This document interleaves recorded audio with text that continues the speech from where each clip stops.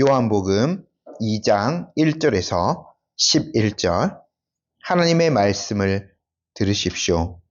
사흘째 되던 날 갈릴리 가나에 혼례가 있어 예수의 어머니도 거기 계시고 예수와 그 제자들도 혼례에 청함을 받았더니 포도주가 떨어진지라 예수의 어머니가 예수에게 이르되 저들에게 포도주가 없다 하니 예수께서 이르시되 여자여 나와 무슨 상관이 있나이까 내 때가 아직 이르지 아니하였나이다. 그의 어머니가 하인들에게 이르되 너희에게 무슨 말씀을 하시든지 그대로 하라 하니라. 거기에 유대인의 정결 예식을 따라 두세 통 드는 돌 항아리 6이 놓였는지라. 예수께서 그들에게 이르시되 항아리에 물을 채우라 하신즉 아귀까지 채우니 이제는 떠서 연회장에게 갖다 주라 하심에 갖다 주었더니 연회장은 물로 된 포도주를 맛보고도 어디서 났는지 알지 못하되 물떠온 하인들은 알더라. 연회장이 신랑을 불러 말하되 사람마다 먼저 좋은 포도주를 내고 취한 후에 낮은 것을 내거늘 그대는 지금까지 좋은 포도주를 두었도다 하니라. 예수께서 이 첫 표적을 갈릴리 가나에서 행하여 그의 영광을 나타내심에 제자들이 그를 믿으니라. 아멘.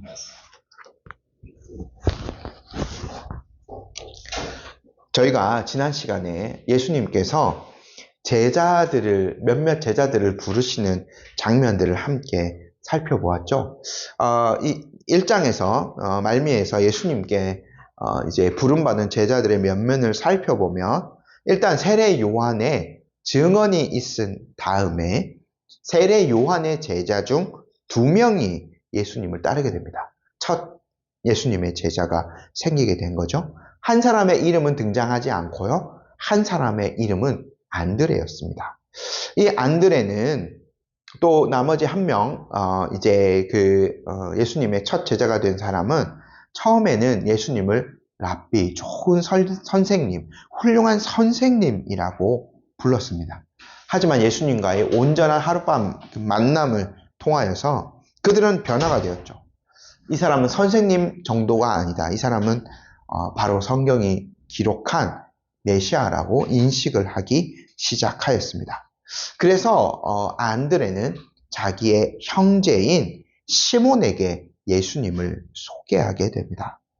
예수님은 시몬에게 게바, 헬라 말로 하면 베드로, 반석이라는 이름을 부여하셨죠. 또 그리고 난 다음에 예수님께서는 안드레와 베드로와 한 동네 사람이었던 벳세다 사람 빌립을 부르셨습니다. 빌립이 예수님의 제자가 된 다음에 그 예수님을 만난 감격에 자기의 친구에게 먼저 찾아가게 됩니다. 그 이름은 나다나엘입니다. 빌립이 나다나엘에게 가서 우리가 바로 성경에 기록한 그분을 만났다라고 전하게 되고 또 나사렛 출신이시다라는 말까지 전하게 되는데 이 나다나엘은 성경을 많이 아는 사람이었기 때문에 오히려 나사렛에서는 선한 것이 날 수 없다라고 편견에 찬 말을 하게 되죠. 빌립은 직접 와서 보라라는 말을 하고 나다나엘을 예수님께로 데려갑니다. 예수님께서 나다나엘을 보시고는 이 사람은 참된 이스라엘 사람이구나 라고 칭찬을 하시죠. 나다나엘은 자신을 알아보는 예수님이 너무나 신기했습니다. 자기가 무화과 나무 아래 있을 때부터 아마 무화과 나무 아래에서 성경을 읽은 것으로 추정이 되는데 그때부터 예수님께서 자기를 눈여겨보셨다는 말 때문에 예수님에 대해서 온전히 다른 인식을 하게 되죠. 그래서 나다나엘이요, 바로 이분이 하나님의 아들이시고 이스라엘의 임금이시다라고 고백하게 됩니다. 예수님은 그에게 한 말씀 더 해주시죠. 당신이 이거보다 더 큰 이적을 보게 될 것이다. 바로 야곱이 보았던 그러한 것과 같은 놀라운 것을 보게 될 것이다 라고 나다나엘에게 말씀하셨습니다. 저희가 이 나다나엘에 대해서 조금 더 한번 생각해 보면 한참을 복음서에 등장하지 않고 있다가 21장에 나다나엘이 다시 등장하게 되죠. 근데 오늘 여기 잔치가 있었던 가나 사람임을 요한복음 21장을 보면 알게 됩니다. 제가 21장 1, 2절 한번 읽어 드릴게요. 부활하신 다음 예수님께서 제자들을 찾아가시는 장면이죠. 그 후에 예수께서 디베랴 호수에서 또 제자들에게 자기를 나타내셨으니 나타내신 일은 이러하니라. 시몬 베드로와 디두모라 하는 도마와 갈릴리 가나 사람 나다나엘과 세베대의 아들들과 또 다른 제자 둘이 함께 있더니라고 되어 있죠. 그러니까 나다나엘이 조금 더 소개되어 있는데 갈릴리 가나 사람이고 다른 제자들과 함께 갈릴리 호수에 있었죠. 제가 이제 지난 시간에 미처 이제 좀 설명을 드리지 못한 부분이 있는 것 같은데 요 21장의 요 부분을 보면 나다나엘이 계속해서 예수님의 제자로 예수님을 따라갔지 않느냐 하는 것을 충분히 유추해 볼 수 있습니다. 근데 이제 마가복음에 나오는 3장 16절부터 나오는 예수님의 12제자 명단에는 이 나다나엘이 빠져 있기 때문에 저도 그냥 쉽게 이제 나다나엘이 예수님을 믿었지만 따라가지는 않은 것 같다라고 말씀을 드렸는데 다른 어떤 연구한 학자들을 보면 12제자의 한 명인 바돌로메와 동일한 인물이다 라고 말하는 학자들도 있습니다. 근데 제가 이 마가복음을 조금 더 이제 제자들 명단을 상세하게 살펴보니까 순서가 이래요. 베드로가 제일 먼저 나옵니다. 근데 베드로가 첫 번째로 베드로를 부른 건 아니지만 당연히 이제 12제자의 대표격이 있기 때문에 베드로가 나온 것이 맞고 그 다음에 세베대의 두 아들이 야고보와 요한이 나와요. 근데 이제 예수님께서 특별히 변화산이라던가 이런 곳에 갈 때 베드로와 야고보, 요한 세 제자를 거의 핵심으로 데리고 다니셨죠. 그래서 요 세 명이 이름의 앞에 나오는 것은 맞는 것 같아요. 그 다음에 누가 나오냐면 가장 첫 번째로 예수님의 제자가 되었던 안드레가 나옵니다. 요거는 맞는 것 같아요. 그 다음에 이제 순서대로 보면 한 동네 사람인 빌립이 등장하지 않습니까? 그래서 요 12제자의 순서도 베드로, 야고보, 요한, 안드레, 빌립이 나와요. 그러면 여섯 번째가 누가 나오느냐? 여기 마가복음 3장에는 바돌로메가 등장하거든요. 근데 요한복음과 연결지어서 생각해보면 빌립 다음에 빌립이 전도한 그 친구가 나다나엘이잖아요. 그래서 이 많은 학자들도 이러한 것과 이름에 대한 어떤 것들을 분석해보면 바돌로메가 나다나엘과 동일한 인물이다라고 많이 이제 추측되기도 합니다. 자, 보면 이제 고 나다나엘 또는 바돌로메도 부를 수도 저희가 있습니다. 그를 부르신 지 3일째 되는 날. 그러니까 성경에서 이제 사흘이라는 말은 그 날이 첫째 날이에요. 그러니까 이 나다나엘을 부른 지가 첫째 날이고 그 뒤로 이틀 뒤가 되는 거예요. 우리식으로 따지면. 근데 이제 3일째 되는 날 예수님께서 이 나다나엘의 출신지인 갈릴리 가나의 한 혼인잔치에 청함을 받았습니다.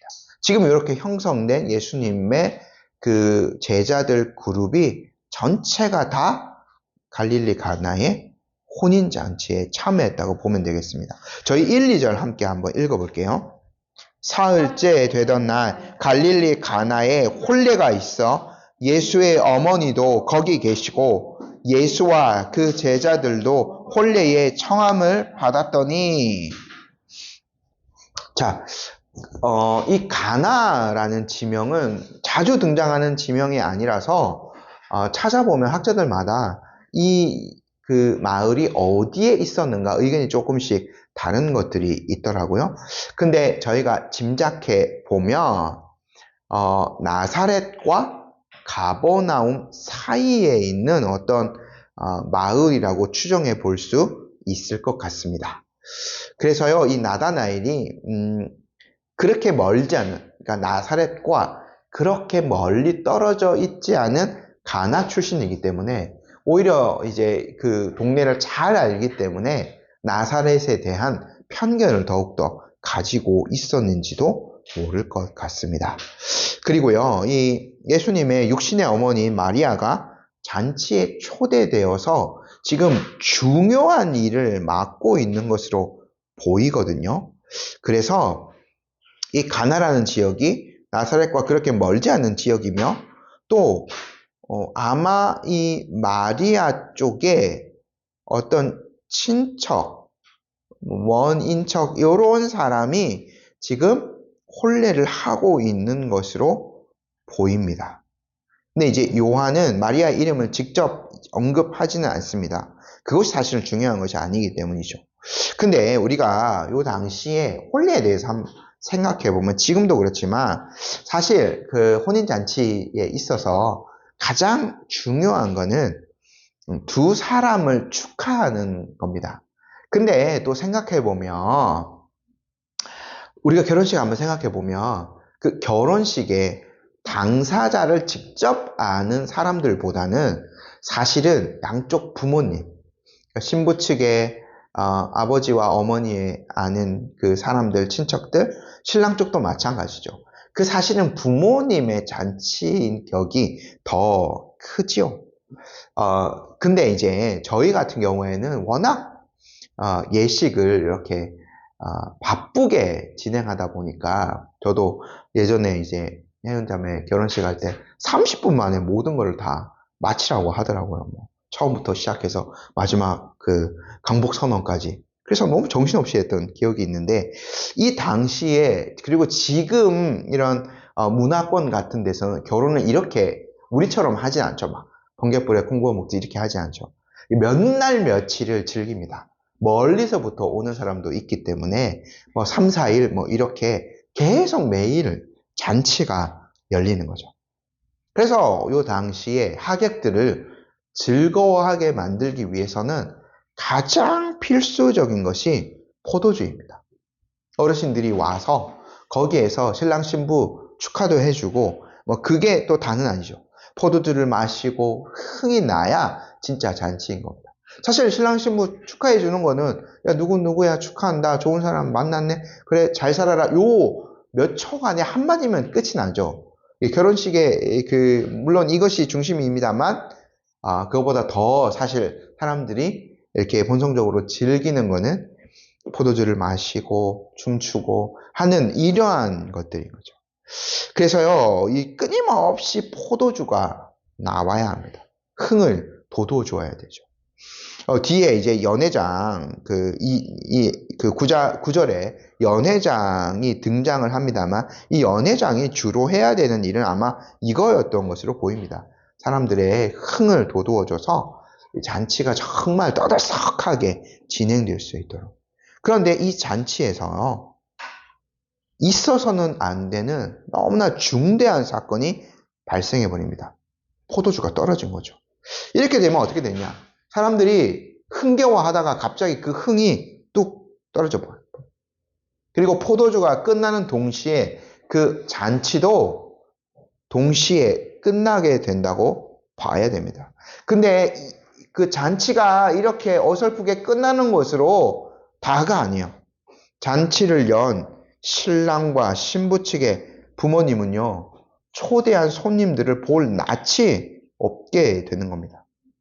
이 당대의 가장 문화에서 중요한 것이 명예거든요. 조금 더 하면 체면이라고도 할 수 있겠죠.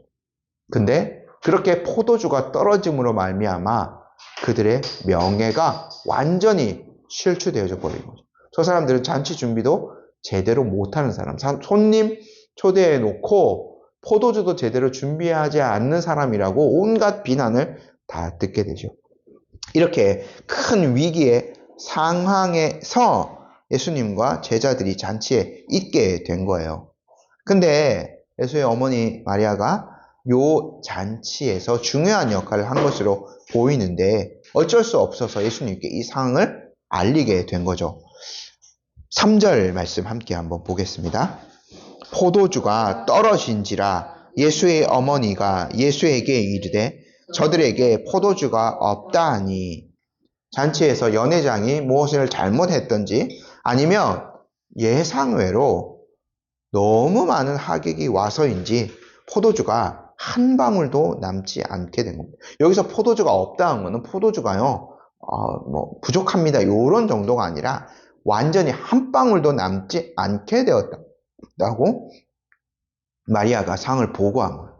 근데 마리아가 예수님께 이 사항을 알린 것을 보면 예수님께서 이 위기를 해결할 방법이 있는 것으로 좀 기대한 것처럼 보이기도 합니다. 만약에 아들이라면 저희 집에서 이런 일이 있었다면 큰아들에게 이런 얘기를 한다면 이런 뜻으로 받아들였겠죠. 지금 잔치를 하는데 포도주가 떨어졌어 라고 아들에게 이야기한다면 통상적으로 말은 하지 않았지만 네가 빨리 가서 포도주를 시장에 가서 사오거나 아니면 옆집에 가서 포도주를 빌려오거나 해라 라는 것으로 이해하고 받아들일 겁니다. 근데 요 예수님의 반응을 보면 마리아는 조금 더 다른 어떤 것이 있었기에 예수님께 이 문제를 해결해 달라고 상황을 보고한 것으로 보이기도 합니다. 근데 예수님께서요, 정말 좀 약간은 이해하기 힘든 반응을 보이시죠? 4절 말씀 저희 함께 읽어볼게요. 예수께서 이르시되 여자여 나와 무슨 상관이 있나이까? 내 때가 아직 이르지 아니하였나이다. 예수님께서 이런 말씀하신 거 보면 참으로 좀 어색합니다. 요 상황에서요. 일단 마리아에게 여자여라고 부르는 것부터 이게 이제 낮추어 부르는 건 결코 아닙니다. 그리고 이 일이 나와 무슨 상관이 있나 라는 말을 하는 것, 그리고 예수님께서 때를 말씀하시는데 이 때가 아직 이르지 아니하였다라는 말, 이해할 수 없는 말들이 좀 이어지는 것 같습니다. 그래서 저희가 한번 상황을 한번 차분히 한번 짚어봅시다. 예수님께서 공생의 사역을 시작하시면서 이제 나사렛이라는 동네를 떠나서 먼저 세례 요한에게 세례를 받으러 가신 거죠. 근데 이제 그 자기의 집을 이제는 온전히 떠나게 될 때에 아무런 말 없이 그냥 훌쩍 사라져버리고 그러지는 않으셨을 걸로 보입니다. 직접적으로 내가 이제는 공생의 사역을 합니다라고 이렇게 말하시지는 않으셨겠지만 분명 무엇인가를 위해서 이제는 집을 떠나야 된다. 어머니를 모시는 것들을 더 이상 할 수 없다라는 것들을 언급을 하고 가셨을 것 같아요. 근데 갈릴리 가나의 잔치에서 두 사람이 마주치게 되죠. 근데 이제 마리아는 여기서 어떻게 보면 일상적인 사소한 집안의 문제를 예수님께 해결해 달라고 부탁을 하셨어요. 저희가 생각해 보면 근데 예수님이 이 잔치에 참여하신 것은 마리아의 아들이기 때문에 참석하신 것이 아닙니다. 이제는 공생의 사역으로서 제자들과 함께 어떤 그 공생의 사역을 하는 중에 어떤 특별한 일을 행하시기 위해서 이 잔치에 참여한 것이죠. 그런 차원에서 예수님이요, 마리아를 어머니라 부르지 않고 여자여라고 부릅니다. 저희가 요런 걸 한 번 더 봅니다. 어디서?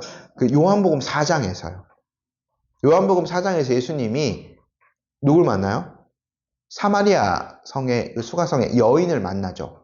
그때에 예수님이 4장 21절에, 요한복음 4장 21절에 한번 펴보면 이렇게 말씀하시죠. 예수께서 이르시되 여자여 내 말을 믿으라. 이 산에서도 말고 예루살렘에서도 말고 너희가 아버지께 예배할 때가 이르리라. 여기서 사마리아 여인을 두고 앞에 두고 직접 말씀하시면서 지칭하는 말로 여자여 라고 말하죠. 낮추어 부르는 표현이 아니라 그냥 앞에 있는 그 사람을 여자이기 때문에 부르는 표현으로 이렇게 하는 겁니다. 그러니까 사실요, 이제는 공생의 사역을 예수님께서 하시기 때문에 마리아는 더 이상 특별한 사람이 아닌 거예요. 그 예수님이 사역하시는 중에 만났던 사마리아 여인이나 이렇게 예배에 대해서 예수님이 가르쳐 주셨던 사마리아 여인이나 자신의 육신의 어머니였지만 이제는 공생애로서 다른 사역을 하시는 예수님 앞에 서 있는 그 마리아나 똑같은 사람인 거죠. 다르지 않는 거예요. 그렇기 때문에 예수님께서 여자여라고 부르시는 거죠. 더군다나 예수님께서 이제 이 자리에 공적으로 부르신 제자들과 함께 와 있습니다. 제자들이 완전하진 않지만 예수님에 대한 신앙 고백을 하였어요. 하나님의 아들이신 것을 어느 정도 인식하고 있었습니다. 예수님은 이제 그런 신분으로 이 잔치 자리에 참여하신 거죠. 또 그런 면에서 아직 때가 이르지 않았다. 영광을 받으실 때 자신의 어떤 능력을 드러날 때 그때가 아직 이르지 않았다라고 말씀하신 것이기도 합니다. 그럼에도 불구하고 마리아는요, 예수님께서 분명 무엇인가 하실 수 있다는 것을 붙들고 있는 것 같아요. 사실요, 마리아는 예수님께서 남다른 분이셨다는 것, 하나님의 아들이는 것을 이미 천사의 고지를 통하여 알고 있었죠. 누가복음 제가 잠시 읽어드릴게요. 1장입니다. 마리아가 천사의 고지를 받은. 천사가 이르되 마리아여 무서워하지 말라. 내가 하나님께 은혜를 입었느니라. 보라 내가 잉태하여 아들을 낳으리니 그 이름을 예수라 하라. 그가 큰 자가 되고 지극히 높으신 이의 아들이라 일컬어질 것이요 주 하나님께서 그 조상 다윗의 왕위를 그에게 주시리니 영원히 야곱의 집을 왕으로 다스릴 것이며 그 나라가 무궁하리라. 또 천사가 35절 이렇게 얘기합니다. 천사가 대답하여 이르되 성령이 내게 임하시고 지극히 높으신 이의 능력이 너를 덮으시리니 이러므로 나실 바 거룩한 이는 하나님의 아들이라 일컬어지리라. 마리아는 어쩌면 이 순간 예수님의 이런 답변을 통하여서 이제는 예수님을 내가 배에서 낳은 그냥 한 사람으로 대할 수만은 없구나라는 것을 깨달았을지도 모릅니다. 아마 이제 그 천사의 고지를 기억하며 무슨 일이든 하실 수 있는 분으로 생각했던 것 같습니다. 그래서 하인들에게 그렇게 명령 내리죠. 5절 말씀 함께 보겠습니다. 그의 어머니가 하인들에게 이르되 너희에게 무슨 말씀을 하시든지 그대로 하라 하니라. 이제 예수님은요, 그 포도주 문제를 완전히 해결해 주실 것입니다. 약간은 좀 모순이 있는 것처럼 보이기도 하죠. 4절에서는 그의 어머니의 말을 거절하는 것 같았지만 예수님께서 이제 직접 포도주 문제를 해결하러 나설 것이기 때문입니다. 또 우리가 예수님이 하나님의 모든 계명을 온전히 지키신 자라고 알고 있는데 예수님께서 또 10계명의 제5계명을 어기시는 건가 하는 생각도 들 수 있습니다. 하지만 이제는 예수님이 단순히 한 사람, 요셉과 마리아, 육신으로는 요셉과 마리아의 아들로 이 땅을 사시냐는 본격적인 공생애의 사역에 계시다는 점을 다시 한번 저희들이 강조를 해야 합니다. 이제는 그의 부모님, 어머니 뜻에 따라 움직인 사람이 아니에요. 공생의 사역에 들었기 때문에 이제는 하나님 아버지의 뜻에 따라 그분의 한치의 오차도 없는 계획에 따라 자신의 사역을 진행하고 계신 거죠. 자, 이제 예수님께서 어떻게 이 문제를 해결하시는가를 한번 살펴봅시다. 6절 말씀 함께 읽어볼게요. 거기에 유대인의 정결 예식을 따라 두세 통 드는 돌 항아리 6이 놓였는지라. 돌 항아리가 놓여있는데 요한이요, 유대인이 아닌 사람들을 위해서 아주 친절하게 그 용도를 설명해 놓았죠. 정결 예식. 많이 얘기 들어보셨을 겁니다. 유대인들이 어느 집으로 들어갈 때는 그냥 들어가지 않습니다.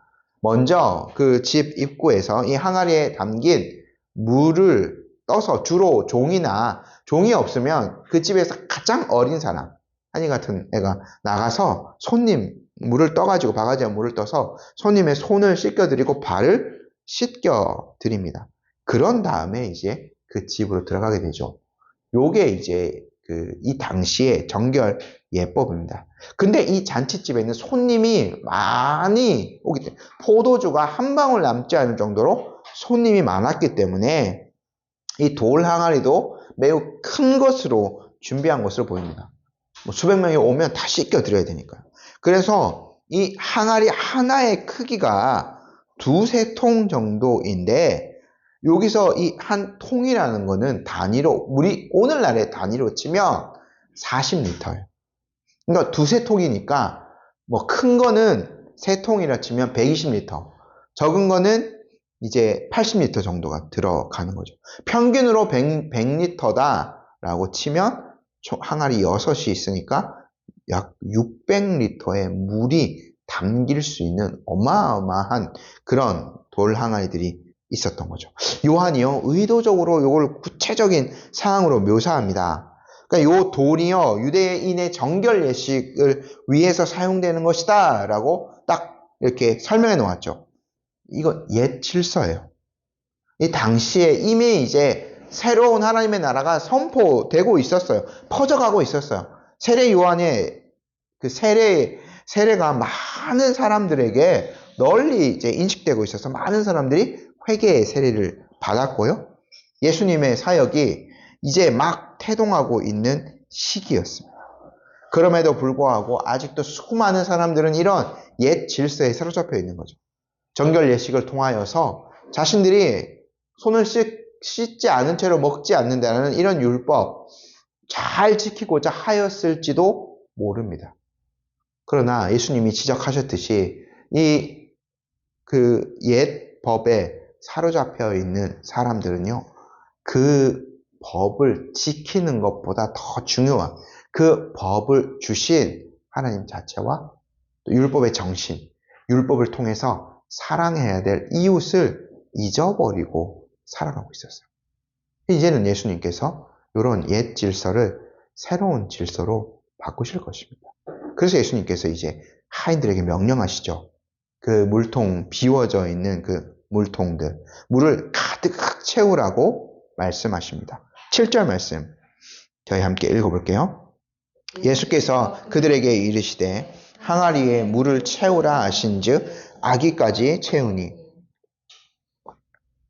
이 하인들이요, 예수님의 말을 굉장히 잘 듣고 있죠. 예수님이 어떠한 분이신지 알았기 때문은 아닌 것 같고, 아까 아마 마리아의 명령이 있었기 때문에 순종하는 것처럼 보입니다.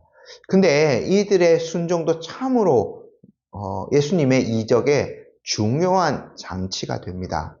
이 사람들이요, 물을 채우라 하시니까 예수님께서 물을 아기까지 채워서 거의 찰랑찰랑 넘칠 때까지 완전 채우는 거죠. 요것도요, 우리가 성경을 상세히 봐야 되는 것 중에 하나인데 굉장히 중요합니다. 왜냐하면 물에요, 다른 어떤 것들을 섞을 수가 없는 거예요. 물을 아기까지 완전히 채운 거예요. 어떤 사람들은, 믿지 못하는 사람들은 다른 어떤 것들을 할 수 있겠죠. 예수님께서 뭐 이렇게 다른 어떤 그냥 마술 하듯이 약간의 그 눈속임을 통해서 이렇게 포도주로 바꿨다 뭐 이렇게 할 수 있지만, 지금 요한이 기록한 걸 보면 물을 이렇게 입구까지 가득 채워버린 거예요. 다른 어떤 것들을 섞을 틈이 없는 거죠. 이렇게 지금 준비가 다 된 상태에서 그 다음으로 예수님께서 말씀하십니다. 8절 읽어볼게요. 이제는 떠서 연회장에게 갖다 주라 하심에 갖다 주었더니. 어떤 사람들은요, 이 장면을 두고 포도주가 언제 변화했는지를 궁금해합니다. 그러니까 뭐 이것도 참 지엽적인 문제인데 또 이걸 가지고 많은 사람들이 토론하기도 하죠. 하인들이 물을 뜰 때 변화가 되었나? 가져다 줄 때 변화가 되었나? 뭐 이렇게 여러 가지 설들을 많이 이야기합니다. 근데 저희가 이게 이제 요한은 요게 첫 번째 표적이다라고 11절에 말하고 있죠. 예수님께서 일으키신 표적들, 기적, 이런 것들을 전반적으로 한번 생각해 봅시다.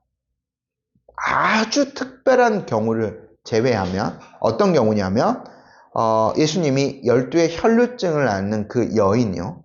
요거는 굉장히 특별한 경우라고 볼 수 있는데, 그러한 것들을 제외하며 그 모든 이적들은 예수님께서 말씀하셨을 때, 내 병이 나음을 받았다. 네 죄가 사함을 받았다. 이렇게 예수님께서 말씀하실 때에 이적이 일어납니다. 우리가 예수님을요, 이 요한복음 1장 1절 태초부터 계셨던 말씀으로 고백하죠. 만물이 그로 말미암아 지은 바 되었다라고 요한이 고백하고 있죠. 창조주의 능력입니다. 아무것도 없는 것에서 있으라, 빛이 있으라 하니까 빛이 있었던 거죠. 그런 창조주의 능력, 그 아버지 하나님과 동일한 능력이 예수님께서 있는 거죠. 그래서 예수님께서 말씀하실 때 즉시로 그 모든 일들이 이루어지는 겁니다. 그래서 이제는 이라고 예수님께서 말씀하셨을 때 그 놀라운 일들이 일어났다라고 볼 수 있는 거죠. 이 이제는이라는 이 부사는 또한 우리의 구원 역사를 나타내는 표현이기도 합니다. 이제는 구원의 때라는 말씀이시죠. 예수님이 이렇게 말씀하실 때 놀라운 변화가 있었듯이 주님의 말씀이 이제는 이렇게 우리에게 임할 때 그 말씀이 우리에게 역사하여 말씀을 통하여 성령께서 역사하시어 이제는 우리 개인의 시간이 아니라 주님의 시간, 주님이 이제는 이라고 외치는 시간이 되는 거죠. 우리에게도 이런 실제적인 은혜가 있어야 할 줄로 믿습니다. 아마 하인들은 자기들이 이 일을 하면서도 몰랐을 수도 있어요. 우리도 그럴 수 있습니다. 언제 하나님의 역사가 우리에게 있었나, 언제 중생의 역사가 우리에게 있었나 모를 수도 있어요. 하지만 주님의 말씀이 온전히 우리 안에 거하고 있다면 분명히 그 변화는 실제적인 것으로, 물이 포도주를 변했듯이 실제적으로 일어난 것이라고 저희가 믿을 수 있겠죠. 이 연회장이 이렇게 물이 변하여 만들어진 이 포도주 맛을 보고는 경탄을 합니다. 9절 10절 말씀 저희 함께 읽어볼게요. 연회장은 물로 된 포도주 맛을 보고도 어디서 났는지 알지 못하되 물떠온 하인들은 알더라. 연회장이 신랑을 불러 말하되 사람마다 먼저 좋은 포도주를 내고 취한 후에 낮은 것을 내거늘 그대는 지금까지 좋은 포도주를 두었도다 하니라. 연회장이요, 결혼식 전체를 관장하는 사람이에요. 근데 그럼에도 불구하고 이 사람은 포도주의 출처를 전혀 알지 못하죠. 하인들, 몇몇 사람들만 알고 있습니다. 연회장은요, 아마 난생 처음 이런 포도주를 맛보았을 겁니다. 왜냐하면 주님께서 직접 만들어주신 그 상품의 포도주이기 때문이죠. 저희가 연회장의 말을 통해서 또한 한 가지 알 수 있는 게 있습니다. 10절 말씀을 보면 세상의 이치를, 그러니까 일반적인 이치를 알게 되죠. 잔치에서 엄청 많은 포도주가 소비되지만 사람들이 갈수록 취해가기 때문에 3일 내내 있는 사람도 있을 수 있겠죠. 계속 포도주를 마시는 겁니다. 취하고 즐기고 흥겨워하고 그럽니다. 그럼 이렇게 되면 점점 사람의 어떤 지각이 둔화되기 때문에 갈수록 이제 잔치에서는 더 좋지 않은 포도주를 낼 수밖에 없는 거예요. 이것이 세상에 그냥 당연한 이치인 것처럼 보이기도 하죠. 근데 우리가 예수님의 이 가르침이 그 주님이 주는 양식에 대해서 한번 생각해 봅시다. 주님이 초대하는 잔치를 한번 생각해 봅시다. 예수님은 처음부터 가장 좋은 것으로 그 잔치에 초대된 사람을 먹이십니다. 자신의 몸과 피를 내어주면서 그들의 자녀들을 먹이시죠. 이 양식을 끝까지 그들의 자녀들을 보호하시면서 늘 허락하여 주십니다. 이것이 주님이 초대하는 잔치가 세상의 잔치와 다른 것이죠. 자, 또한 우리가 이 물에 대해서 다시 한번 생각해 봅시다. 포도주를 변한 거 다시 한번 생각해 봅시다. 물, 아까 정결 예식을 위한 거라고 했죠. 정결하게 해줍니다. 사실은 항아리에 그 많은 물이 있으면 그걸 떠서 손과 발 그 나라에 얼마나 먼지가 많습니까? 발에 묻은 흙먼지들 다 씻어 버릴 수 있죠. 하지만 그 정결 예식에 쓰이는 물은 오직 그 사람의 겉만을 깨끗하게 할 뿐입니다. 갈수록 질이 안 좋은 포도주가 나오는 것처럼 그 물로 상징되는 구약의 율법은 계속해서 우리를 올가매고 참된 기쁨과 자유를 누리지 못하게 합니다. 그러나 예수님께서 주시는 포도주를 한번 생각해 보십시오. 예수님이 주시는 그 양식은 우리의 겉만을 깨끗하게 하는 것이 아니라 우리의 내면을, 우리의 영혼을 깨끗하게 합니다. 우리의 영혼이 참된 기쁨을 누리게 하시는 거죠. 최상품의 포도주를 맛보듯이 예수님의 말씀을 듣고 그분을 누리게 되면 우리는 가장 큰 기쁨과 평안을 누리게 됩니다. 이것이 점점점 커지게 되는 거죠. 궁극적으로 이 모든 이 표적을 통해 갈릴리 가나의 혼인잔치에 행했던 표적을 통해서 궁극적인 그 예수님이 이것을 행하신 목적을 드러내십니다. 11절 저희 함께 한번 읽어볼게요. 예수께서 이 첫 표적을 갈릴리 가나에서 행하여 그의 영광을 나타내심에 제자들이 그를 믿으니라. 저희가 이미 예수 그리스도의 그분의 영광 1장 14절 말씀에서 보았죠.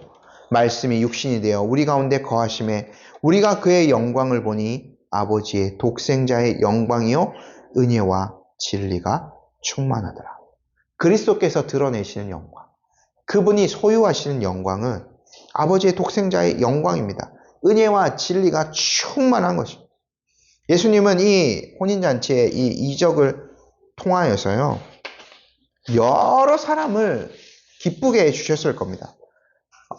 왜냐하면 일단은 마리아가 가장 놀라고 아마 기뻤을 겁니다. 그 문제가 첫 번째로 해결되었으니까. 또요, 포도주가 떨어져서 막 이렇게 흥이 떨어진 그 사람들도 극상품의 최고의 포도주를 맛보니 얼마나 더욱더 기뻤겠습니까?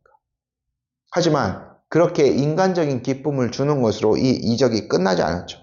이제는 예수님께서 마리아의 아들 그냥 한 사람이 아니라 독생자의 영광을 드러내신 분, 그를 보내신 이의 영광을 드러내신 하나님의 아들이심을 증거하고 계세요.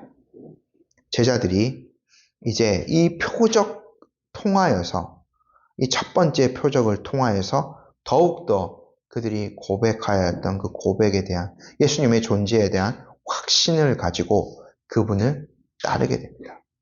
제자들이요 아무런 어떤 것 없이 예수님 따르게 되면 아무런 사실은 세상적인 유익 없거든요. 얻어지는 건 아무것도 없습니다.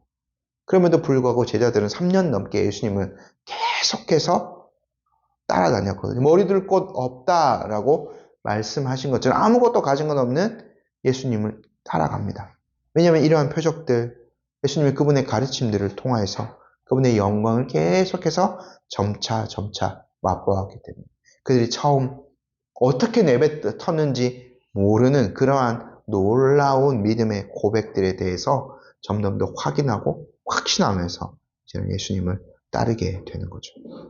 예수님은 오직 말씀으로 이 놀라운 이적을, 그분의 영광을 드러내는 이 이적을 행하셨습니다. 창조주 하나님의 영광인 거죠. 이 첫 번째 표적을 통해서 예수님은 아버지의 영광을 잔치 가운데 드러내 보였습니다. 그러나 우리가 한 번 더 생각해 볼 것이 있습니다. 그곳에서 믿은 사람들, 11절에 제자들이 그를 믿으니라 라고 되어 있죠. 오직 제자들만 그리스도의 영광을 보고 그분을 믿고 따르게 됩니다. 아직 물에 속한 그 유대교의 정결 예식 예법, 그것에 남아있는 사람들, 단지 잔치에서 포도주를 맛보고 현세적인 즐거움에만 취해 있는 사람들은 예수님의 그 영광을 보지 못합니다. 그 영광을 맛보지 못하는 거죠. 이 연회에서요, 지금 새로 만들어진 이 600리터의 최소 600리터의 그 극상품의 포도주를 수많은 사람들이 맛보았을 겁니다. 하지만 그 중에서 믿은 사람들은 제자들입니다. 아주 소수인 거죠. 우리가 그런 일반적인 잔치에 참여한 사람처럼 되어서는 안 됩니다. 제자들처럼 주님의 영광을 보고 주님의 영광을 맛보고 그분을 믿고 그분을 따라가는 제들이 되어야 되지 않겠습니까? 그러기 위해서는 그 말씀의 능력, 주님의 말씀을 마음에 담읍시다. 또 주님께서 이러한 잔치 가운데로 우리를 부르신다는 것을 기억하며 그 초대에 응합시다. 믿음으로 그리스도를 소유하고 극상품의 포도주를 맛보듯이 그분의 영광을, 그분의 은혜를, 그분의 사랑을 친히 누려가는 우리 성도님들 되셨으면 좋겠습니다. 아멘. 저희 이 시간 함께 기도하도록 하겠습니다.